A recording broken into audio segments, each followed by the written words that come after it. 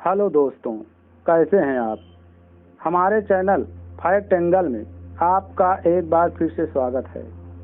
क्या आपको पता है कि भूकंप क्यों आते हैं? चलिए, अगर आपको नहीं पता कि भूकंप क्यों आते हैं तो हम अपनी इस वीडियो में आपको बताएंगे कि आखिर ये विनाशकारी, प्रलयकारी, जनहानि को नुकसान पहुंचाने वाली इस प्राकृतिक आपदा के बारे में आपको बताएंगे, जिसे देखने के बाद आपको ठीक से जानकारी हो जाएगी कि आखिर भूकंप आते क्यों हैं। चलिए इस वीडियो को शुरू करते हैं। भूकंप क्यों आते हैं, इसके बारे में बात करने से पहले आपको पृथ्वी के बारे में कुछ समझना होगा।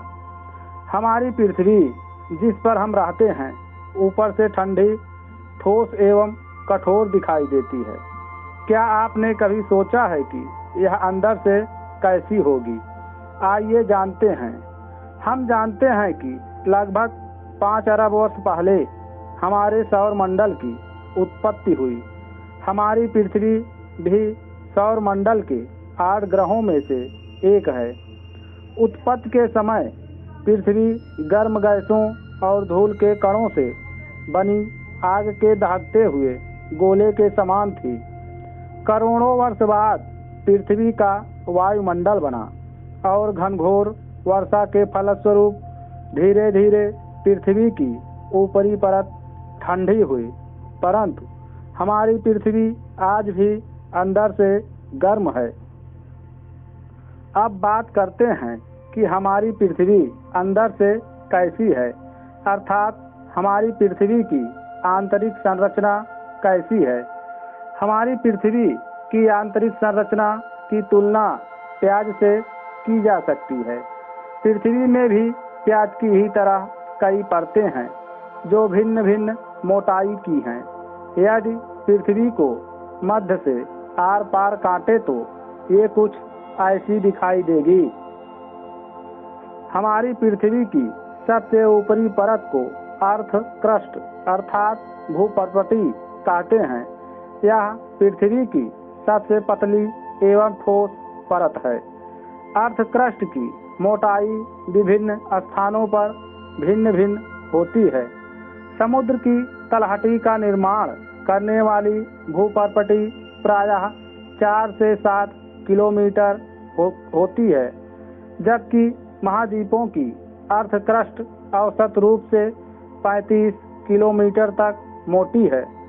कुछ पर्वतों के नीचे तो इसकी मोटाई 70 किलोमीटर तक भी है। चट्टानें और मिट्टियां इस भूपर्पटी की सबसे ऊपरी परत का निर्माण करती हैं। सिलिका तथा एल्यूमीनियम पदार्थों की अधिकता के कारण इस परत को सियाल भी कहा जाता है। अर्थ क्रस्ट के नीचे एक बहुत अधिक मोटी परत पाई जाती है, जिसे मेंटल कहते हैं। ये मेटल 2900 किलोमीटर की गहराई तक पाया जाता है। मेटल में चट्टानें पिघली अवस्था में पाई जाती हैं।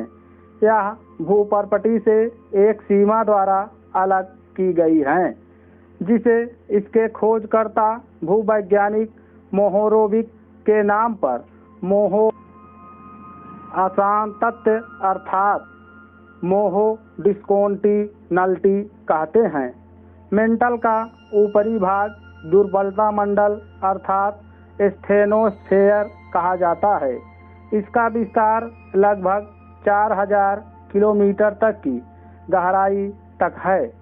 ज्वालामुखी विस्फोट के समय जो लावा धरती पर आता है, उसका स्रोत दुर्बलता मंडल ही है।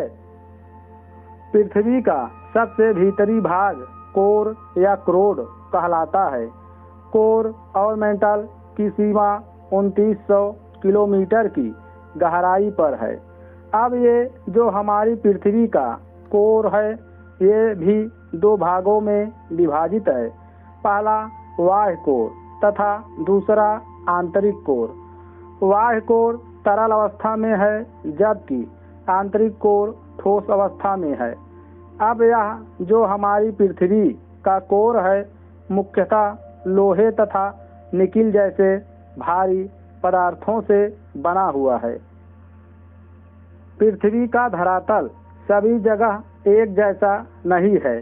वह कहीं ऊंचा है तो कहीं नीचा, कहीं पर्वत और पठार है तो कहीं मैदान।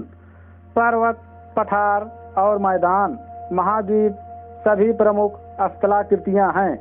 इन स्थलाकृतियों का आकार और आकृति न केवल एक स्थान से दूसरे स्थान पर भिन्न है, अपितु उनमें समय के अनुसार भी परिवर्तन होते रहते हैं। ये परिवर्तन धीरे धीरे या आकस्मिक रूप से हुए हैं। भूपृष्ठ पर स्थलाकृतियों का निर्माण एवं उनमें होने वाला परिवर्तन कैसे होता होगा, क्या आपने कभी सोचा है? हमारा स्थल मंडल अनेक दृढ़ खंडों में विभाजित है। इन्हें स्थल मंडलीय प्लेट कहते हैं। प्रत्येक प्लेट में महाद्वीपीय या महासागरीय अथवा दोनों प्रकार की भूपर्पटी शामिल होती हैं। ये प्लेटें दुर्बलता मंडल पर बहुत ही धीमी गति से तैर रही हैं। इनकी वार्षिक गति केवल कुछ मिलीमीटर होती है। प्लेट की इस गति को विवर्तनिक संचलन अर्थात टेक्टोनिक मूवमेंट कहते हैं। इस गति के कारण ही पृथ्वी की सतह पर परिवर्तन होते हैं। जब दो प्लेटें एक दूसरे से दूर जाती हैं तो धरातल पर चौड़ी दरारें बन जाती हैं। इसके कारण भ्रंश घाटियों और भ्रंश पर्वतों का निर्माण होता है। जब यह गति समुद्र के नीचे होती है तो तलहटी पर लावा के जमाव से मध्य सागरीय कटकों का निर्माण होता है। इसी प्रकार जब दो प्लेटें एक दूसरे के करीब आती हैं तो मोड़दार पर्वतों का निर्माण होता है। हमारा हिमालय भी इसी प्रकार से निर्मित हुआ है। जब प्लेटों की यह गति समुद्र के नीचे होती है तो महासागरीय गर्त का निर्माण होता है। प्रशांत महासागर में मेरियाना गर्त इसी प्रकार से बना है। अधिकतर भूकंप तथा ज्वालामुखी विस्फोट की घटनाएं इन्हीं स्थानों पर घटित होती हैं। अब तो आपको समझ में आ ही गया होगा कि हमारी पृथ्वी अनेक परतों से बनी हुई हैं। ये परतें अपनी जगह पर हिलती रहती हैं, लेकिन जब ये प्लेटें ज़्यादा हिलती हैं और आपस में टकराती हैं तो ये भूकंप का कारण बनती हैं।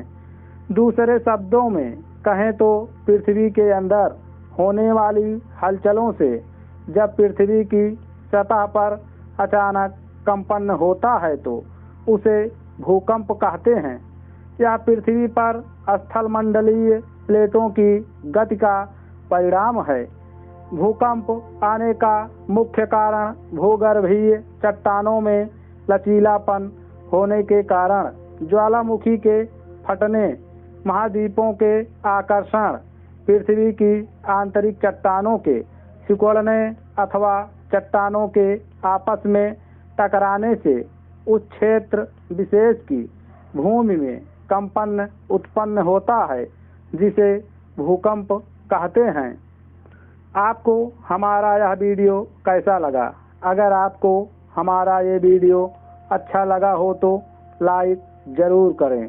अगर आप हमारे चैनल पर नए हैं तो हमारे चैनल को सब्सक्राइब करके बगल वाली बेल आइकन को दबाकर ऑल पर ज़रूर क्लिक करें।